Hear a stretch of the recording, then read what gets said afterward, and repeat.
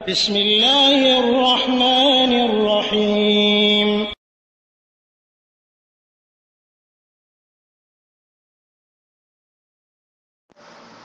আসসালামু আলাইকুম রহমতুল্লাহি ওয়া বারাকাতুহু। আমাদের একজন ভাইয়ের প্রশ্নের জবাবে বলবো, যিনি অভিভাবক ছাড়া বিয়ে হবে কিনা মেয়েদের সে বিষয়ে প্রশ্ন করেছেন এবং কিছু দলিলও পাঠিয়েছেন। আসলে উত্তরে বলবো যে অভিভাবক ছাড়া, অলি ছাড়া মেয়েদের যে বিবাহ হয় সে বিবাহ বৈধ নয়। অলি ছাড়া যে বিবাহ হয় সে বিবাহ বৈধ নয়। কারণ দেখুন, পবিত্র কোরআনে মহান আল্লাহ তাআলা বলছেন, ফালা তা'দুলুহুন্না আন ইয়ানকিহনা আজওয়াজাহুন্না ইযা তারাদাউ বাইনাহুম বিল মা'রুফ। তো তালাক দেওয়ার পরে যখন ইদ্যত শেষ হয়ে যাবে, প্রথম তালাক দেওয়ার পরে বা দ্বিতীয় তালাক দেওয়ার পরে যখন ইদ্যত শেষ হয়ে যাবে, তখন যদি স্বামী স্ত্রী বিধিমতো পরস্পর সম্মত হয়, তবে স্ত্রীরা নিজেদের স্বামীদের বিয়ে করতে চাইলে তোমরা তাদেরকে বাধা দিও না। এটা মেয়ের অভিভাবকদেরকে বলা হয়েছে। অর্থাৎ কোন স্বামী যদি তার স্ত্রীকে তালাক দিয়ে দেয়, প্রথম এক তালাক দিল অথবা দুই তালাক, এক তালাক বা দুই তালাক দেওয়ার পর এটি হবে, কারণ তিন তালাক দেওয়ার পর তার বিয়ের সুযোগ থাকে না। তো এক তালাক বা দুই তালাক দেওয়ার পর ধরেন ইদ্যত শেষ হয়ে গেল, ইদ্যত যদি ইদ্যতের মধ্যে থাকে তাহলে তো এমনিতে ফিরিয়ে নিতে পারবে। আর যদি ইদ্যত শেষ হয়ে যায়, তাহলে তারা যদি বিয়ে করতে রাজি হয় উভয়ে, তাহলে তাদেরকে বিয়ে করতে বাধা দিও না, এটা মেয়েদেরকে বলা হয়েছে।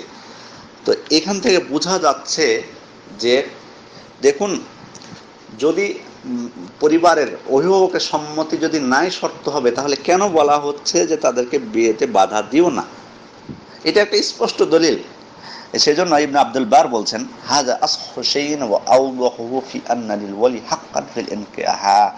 অর্থাৎ এই আয়াতটি একটি স্পষ্ট এবং সবথেকে সঠিক এবং স্পষ্ট যে মানে অভিভাবকের মেয়েদের বিয়ের ক্ষেত্রে অধিকার রয়েছে, ওয়ালা নিকাহা ইল্লা বিহি, এবং অভিভাবক ছাড়া, ওয়ালি ছাড়া বিবাহও হবে না। তিনি এবং স্পষ্ট বলছেন। ইমাম শাফিঈ রাহিমাহুল্লাহ এমনই উক্তি করেছেন যে এটা এই আয়াতটা স্পষ্ট একেবারে। ইবনে আব্দুল বার বলছেন যে লিআন্নাহু লাউলা যালিক মা নুহিয়া আনিল আদল ওয়ালা উস্তাগনিয়া আনহু। অর্থাৎ যদি শর্তই না হবে অভিভাবক, তাহলে তাদেরকে বলার প্রশ্নই উঠতো না যে তোমরা বাধা দিও না, কারণ ওরা নিজেরাই বিয়ে, এমনি তো বিয়ে ছিল আগে, ওরা নিজেরা বিয়ে করে নিত। সুতরাং এটা বলার প্রয়োজনই হতো না যে তোমরা বাধা দিও না। অতএব এটি একটি স্পষ্ট আয়াত যে মানে মেয়েদের ওই অলি বা অভিভাবক সত্য। শুধু তাই না, দেখুন আরো আয়াত পবিত্র কোরআন থেকে, ওয়ালা তানকিহুল মুশরিকাতি হাত্তা ইউমিননা ওয়ালা আমাতুম মুমিনাতুন খায়রুম মিন মুশরিকাতি ওয়ালাউ আজাবাতকুম। অর্থাৎ তোমরা মুশরিক নারীদেরকে ঈমান না আনা পর্যন্ত বিয়ে করো না, তাদেরকে বিয়ে করা তোমাদের জন্য বৈধ নয়। মুশরিক যারা নারী, যতক্ষণ না তারা ঈমান আনে তাদেরকে বিয়ে করো না। এটা বিয়ে করতে নিষেধ করলেন, পুরুষদেরকে নিষেধ করতেছেন কিন্তু, যে মুশরিক মহিলাদেরকে তোমরা বিয়ে করো না। মুসলিম পুরুষদেরকে বলছেন মহান আল্লাহ তাআলা যে মুশরিক নারীদেরকে তোমরা বিয়ে করো না যতক্ষণ না তারা ঈমান আনে। কিন্তু সরাসরি বিয়ে করতে নিষেধ করতেছেন যারা বিয়ে করবে তাদেরকে। কিন্তু যখন মুশরিক পুরুষদের কথা আসছে, তখন তিনি মহান আল্লাহ বলছেন, ওয়ালা তুনকিহুল মুশরিকিনা হাত্তা ইউমিনু, ওয়ালা তুনকিহুল মুশরিকিনা হাত্তা তুমিনু। তুনকিহু ব্যবহার করেছেন, অর্থাৎ তোমরা মুশরিক পুরুষদের সাথে, তোমাদের অধীনস্থ যারা নারী আছে, তোমাদের মেয়ে বা কৃতদাস, তাদের সাথে, মুশরিক পুরুষদের সাথে তোমরা বিয়ে দিও না। এখানে অভিভাবকদেরকে উদ্দেশ্য করে মহান আল্লাহ তাআলা বলছেন।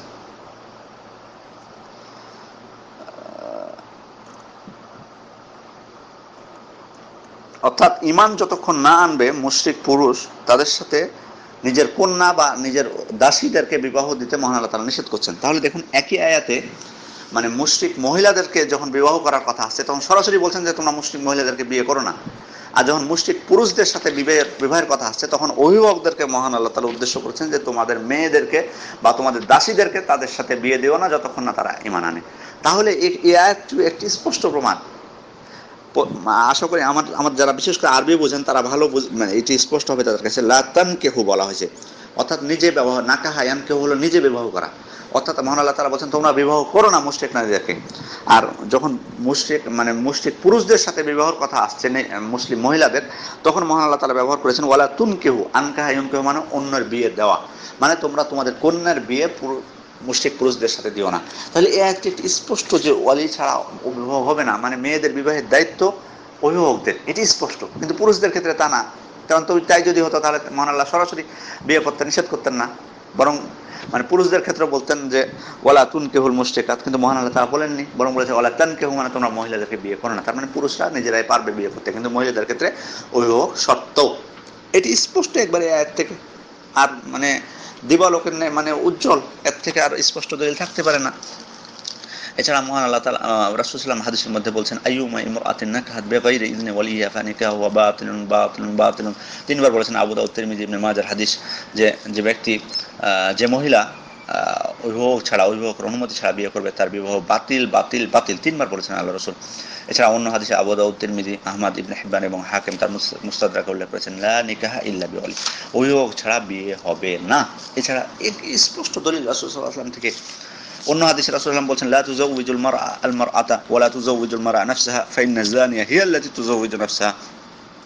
ইবনে মাজাহর হাদিস এবং বাইহাকির হাদিস, যদিও বাইহাকি এটি আবু হুরায়রার উপর মওকুফ করেছেন, যেটি রাসূলের হাদিস না, কিন্তু ইবনে মাজাহ হাদিসটি রাসূলের দিকে মানে মারফু বলেছেন, অর্থাৎ রাসূল সাল্লাল্লাহু আলাইহি ওয়াসাল্লাম পর্যন্ত পৌঁছেছে। অর্থাৎ রাসূল সাল্লাল্লাহু আলাইহি ওয়াসাল্লাম বলছেন লা তুযাউযিজুল মারআ আল মারআতা, অর্থাৎ কোনো মহিলা অন্য কোনো মহিলার বিয়ে দিতে পারবে না, এবং এমনকি সে নিজের বিবাহও দিতে পারবে না। ফাইন্না যানিয়া হিয়া আল্লাতী তুযাউযিজু নাফসাহা, কারণ জেনাকারী, যে ব্যভিচারী, সেই শুধুমাত্র নিজের বিয়ে দেয়। তাহলে এটি অত্যন্ত মারাত্মক কথা, এখানে আমাদের চিন্তা করা উচিত।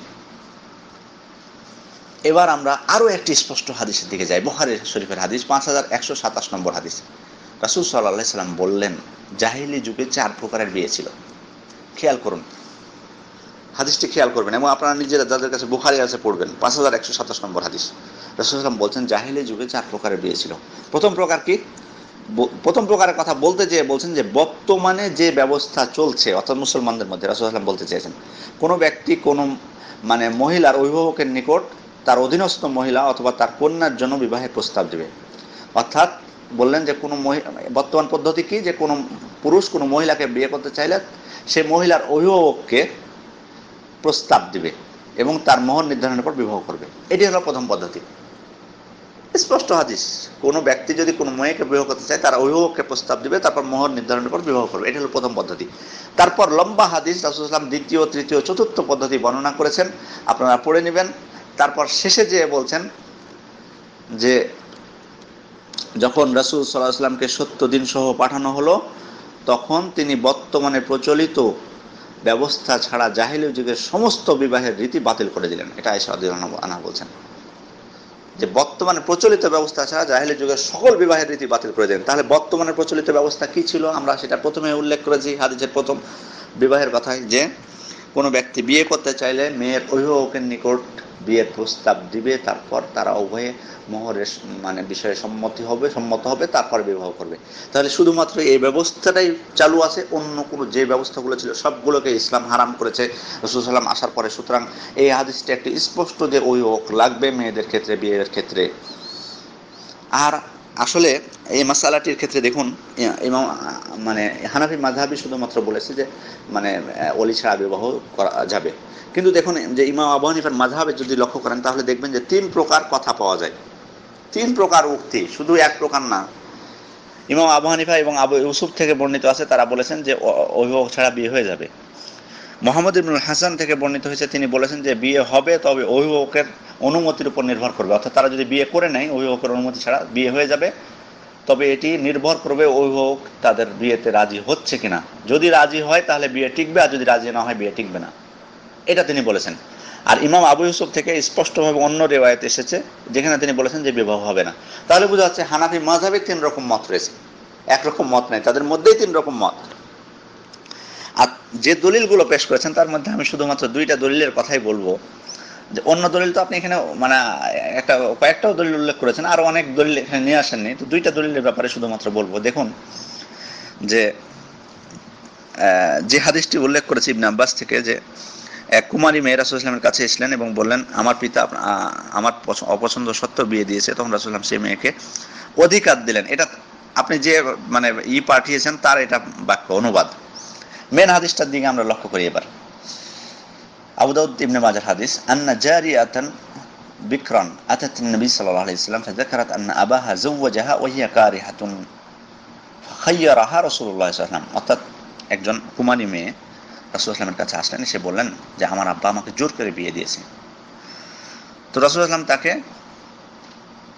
মানে এখানে যেটা মানে স্বাভাবিকভাবে যেটা ইয়া হবে যে রাসূলুল্লাহ সাল্লাল্লাহু আলাইহি ওয়াসাল্লাম তাকে মানে ইয়া দিলেন, অর্থাৎ ইখতিয়ার দিলেন। ইখতিয়ারটা কি? তো স্বাভাবিকভাবে ইখতিয়ারটা হলো যে তুমি বিবাহ রাখতেও পারো, এটা তোমার বাবা বিয়ে দিয়েছেন, আবার বিয়ে ভেঙেও দিতে পারে, এই অধিকারটা তিনি দিয়েছেন। ফাখাইয়ারাহা, অর্থাৎ তাকে তার পছন্দ মতো মানে বাছাই করে নিতে বললেন যে কোনটা তুমি চাও। তুমি যদি ইচ্ছা করো যে তোমার পিতা জোর করে বিয়ে দিয়েছে, এ স্বামীর সাথে তুমি থাকবে না, তুমি থাকতে বিয়ে বাতিল করতে পারো, ইচ্ছা তোমার। আর যদি তুমি মনে করো যে না আমি থাকবো, তার সাথে থাকতে পারো। এই দুইটা অধিকার তিনি রাসূলুল্লাহ মূলত এটি আসলে উদ্দেশ্য হাদিসে। অথচ দেখুন তিনি অনুবাদ করার সময় কি বলেছেন, যে রাসূলুল্লাহ তাকে অধিকার দিলেন, যে ব্র্যাকেটে লিখেছেন যাকে ইচ্ছা বিয়ে করতে পারবে বা এ বিয়ে রাখতেও পারবে। অথচ আসলে মূলত অধিকার দিয়েছিলেন রাসূলুল্লাহ তাকে দুইটি, যে হয় তার স্বামীর সাথে থাকতে পারবে অথবা তার স্বামীর সাথে থাকতে পারবে না, এই দুটি। অথচ তিনি অনুবাদ মানে নিজে ব্র্যাকেটে নিজে দুইটা ইখতিয়ার দিয়েছেন, যে বিয়ে ইচ্ছা করলে অন্যকে করতে পারবে, আবার বিয়ে রাখতে পারবে। কিন্তু আসলে ইখতিয়ারটা হলো যে বিয়ে রাখতে পারবে অথবা বিয়ে রাখতে পারবে না, এটা আসলে মূলত অধিকার তাকে দিয়েছিলেন। আচ্ছা, আমি তার এই অনুবাদ মেনেও নিলাম যে ইচ্ছা করলে তিনি অন্য কাউকে বিয়ে করতে পারবেন বা এ বিয়ে রাখতে পারবেন। আসলে উদ্দেশ্য ছিল রাসূলুল্লাহ সাল্লাল্লাহু আলাইহি ওয়াসাল্লামের এটা, যে এমন না যে সে নিজে পালাই যায় বিয়ে করে নেবে, এটা উদ্দেশ্য না। বরং যদি তার অনুবাদ মেনে নেওয়া যায়, তবুও এটা উদ্দেশ্য যে সে ইচ্ছা করলে এ স্বামীর সাথে থাকতে পারে অথবা অন্য কাউকে বিয়ে করতে পারে। অভিভাবক অন্য কাউকে, অথবা সে উল্লেখ করবে যে আমি অমুককে বিয়ে করতে চাই, অভিভাবক তার সাথে বিয়ে দিবেন, এটা পারে। যদি তার অনুবাদ আমরা মেনেও নিই, কারণ বর্তমান যুগ মানে বর্তমানের যুগেরও যারা বিদ্বান রয়েছেন তারাও কিন্তু এ বিষয়ে কথা বলেছেন, যে কোনো মেয়েকে যদি জোর করে বিয়ে দিতে চায় অন্য পাত্রের সাথে, আর মেয়ে চাচ্ছে না, কারণ ছেলেটি ভালো না, আর মেয়ে যে পাত্রকে বিয়ে করতে চাচ্ছে সে ছেলেটি ভালো, অত্যন্ত দিনদার পরেজগার, এ মাসালায় বর্তমান যুগের ফাকিহগণ এবং মুহাদ্দিসগণ এবং প্রখ্যাত আলেমগণ বলছেন, বিশেষ করে শেখ আব্দুল আজিজ ইবনে আব্দুল বিন বাজ এক মাসালায় আমি দেখেছি, তিনি বলেছেন যে যদি এমনটি হয় যে মেয়ে যাকে পছন্দ করছে বা বিয়ে করতে চাচ্ছে সে সত্যি ছেলেটা ভালো, দিনদার, পরেশগার এবং সে উপযুক্ত, আর পিতা যার সাথে বিয়ে দিতে চাচ্ছে সে উপযুক্ত না, তাহলে এক্ষেত্রে মেয়ের অধিকার রয়েছে যে বিচারককে যে এটি জানানো, বিচারককে যে এটি জানাবে যে আমি এই ছেলেটিকে বিয়ে করতে চাই। তখন বিচারক কি করবেন? বিচারক তার পিতাকে ডাকবেন, ডেকে বলবেন যে তুমি এই ছেলের সাথে এই মেয়ের বিয়ে দাও।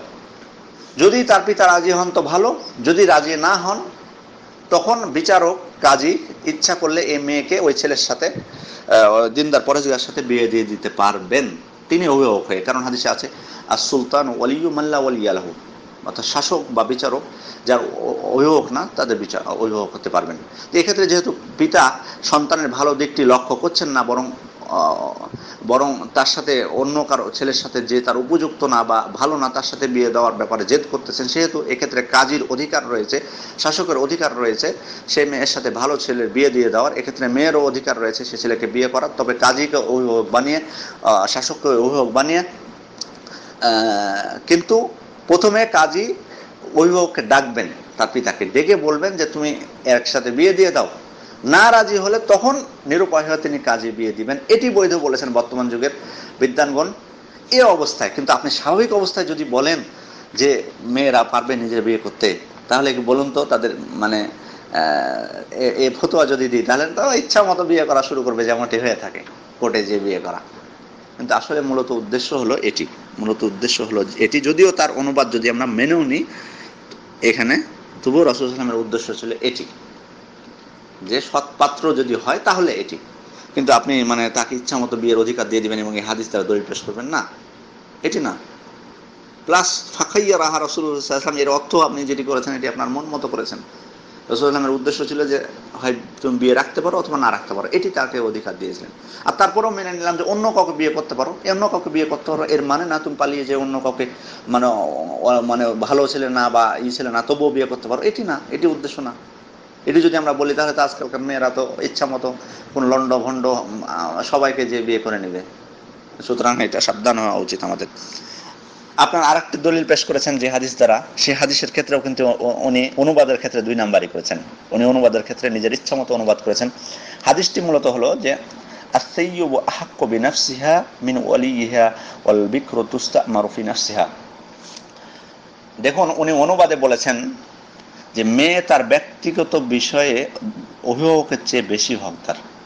এখানে কিন্তু মেয়ে অনুবাদটা ওনার নিজস্ব, কারণ এখানে মেয়ে বলা হয়নি হাদিসে, বরং বিধবা মেয়ে বলা হয়েছে। অথচ উনি শুধুমাত্র মেয়ে, ওই বিধবা কথাটা বাদ দিয়ে দিয়েছেন, যে শুধুমাত্র মেয়ে বলেছেন যাতে ঠকানো যায় মানুষকে, যাতে মানুষকে ঠকানো যায়।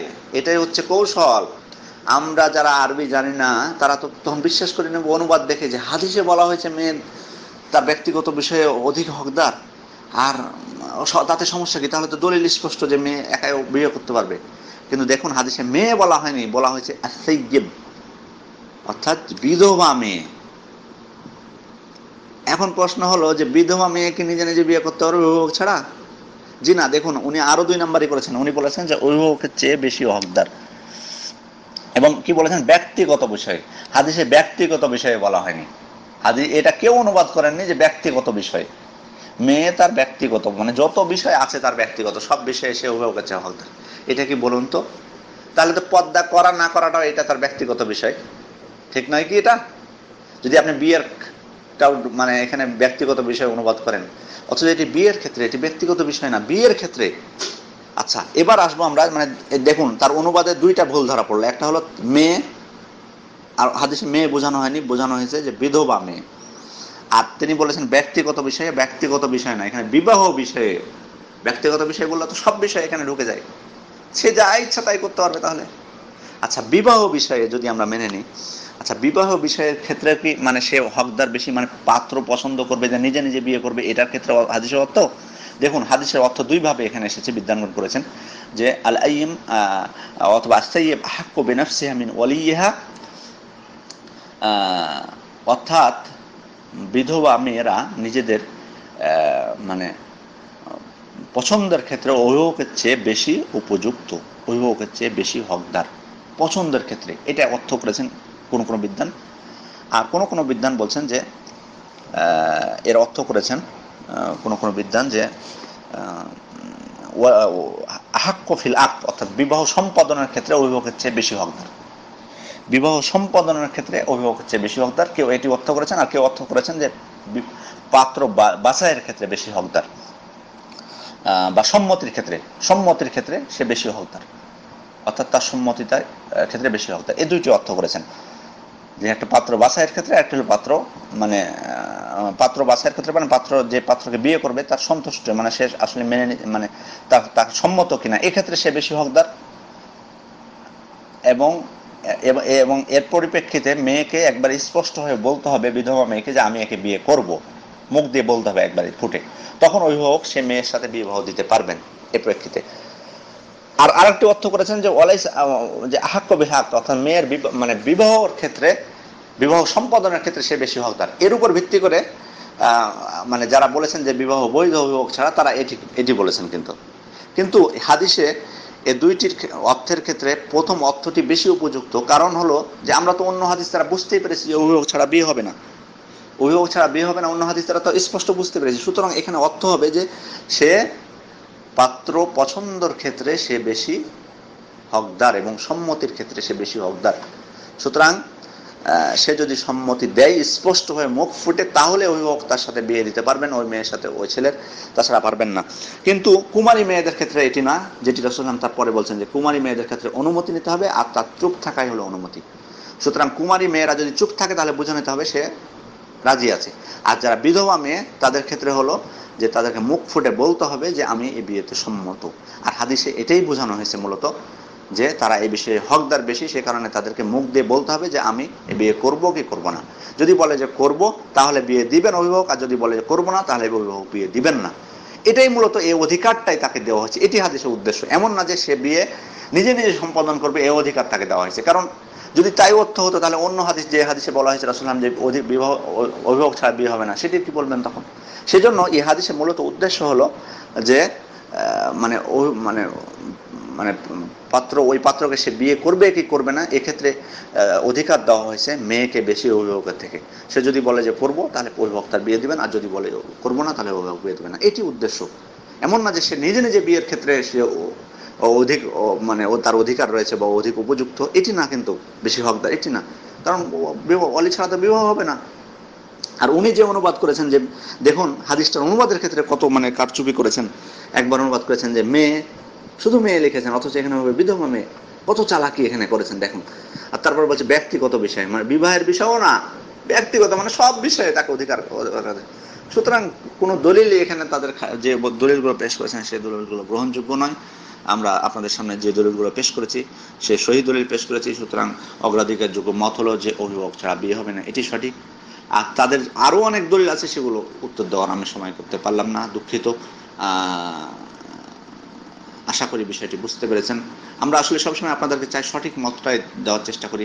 বিদ্বানদের বক্তব্য যদি আপনাদেরকে শোনাতে পারতাম এই হাদিসগুলোর আলোকে, তাহলে আপনারা আরো পরিতৃপ্ত হতে পারতেন, কিন্তু আসলে সময় পেলাম না। বিদ্বানরা এই হাদিসগুলোর আলোকে কি বলেছেন সেটা যদি আপনাদের বুঝাতে পারতাম, সেটা আরো আপনাদের কাছে স্পষ্ট হতো।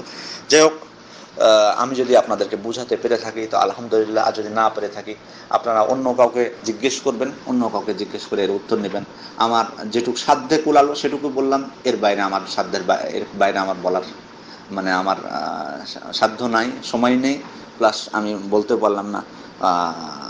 যদি আমি সঠিক বলে থাকি মহান আল্লাহর পক্ষ থেকে, আর যদি কোনো ভুল বলে থাকি তাহলে সেটা আমার বা শয়তানের পক্ষ থেকে। আল্লাহু তাআলা আ'লাম। وصلى الله وسلم على نبينا محمد وآله وصحبه أجمعين. السلام عليكم ورحمة الله وبركاته.